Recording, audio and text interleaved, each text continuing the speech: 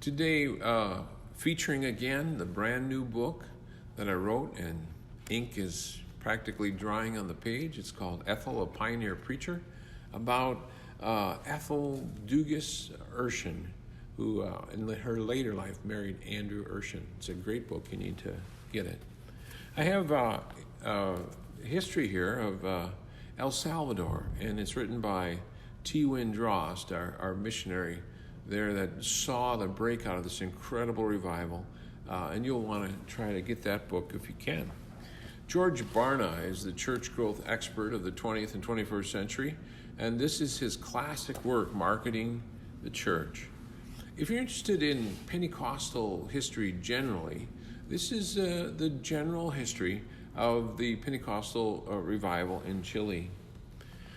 This is a dated book, and yet the answers are pretty pointed and helpful. It's not simply one answer to a young person, but this book goes through over 100, actually goes 101 answers, straight answers for questions, anything on sexuality, living for God, things that are sort of moral dilemmas, those sorts of things. It's an old book, but I still recommend it. This is an unusual book. It's the Bible in verse. It's captured the narrative of the biblical text and some of the themes and put it to poetry. This book is by G. Coleman Luck. It's on Daniel, and it's a classic work on the prophecies of Daniel, including Daniel's 70 weeks and so on. Any prophecy, you can probably find any prophecy book where you find this or that thing you would disagree with.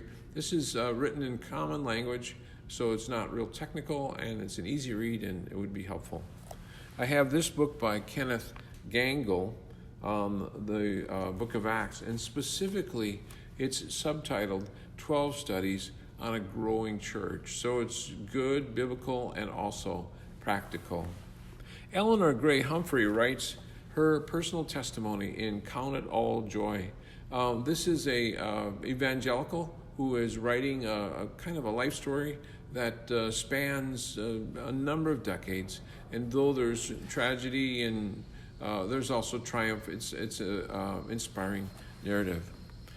Charles Spurgeon is perhaps considered by many the greatest preacher who ever lived. This is his 12 sermons on Thanksgiving.